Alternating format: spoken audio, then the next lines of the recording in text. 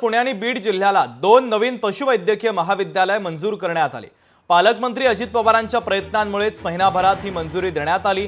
मंत्रिमंडळाच्या बैठकीमध्ये पशुवैद्यकीय महाविद्यालयाला मान्यता देण्यात आलेली आहे। अजित पवारांच्या घोषणेनंतर महिनाभरातच ही मंजुरी आता या 2 महाविद्यालयांना देण्यात आलेली आहे।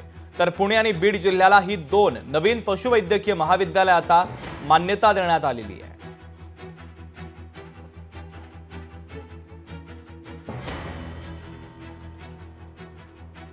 तर पुणे आणि बीड जिल्ह्याला 2 नवीन पशुवैद्यकीय महाविद्यालय देण्यात आली।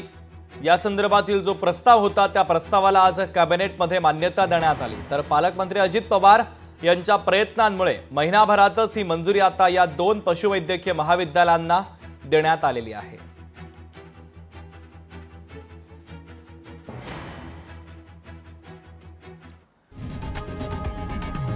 लोकशाही मराठी ऐका, पहा, जागरूक रहा।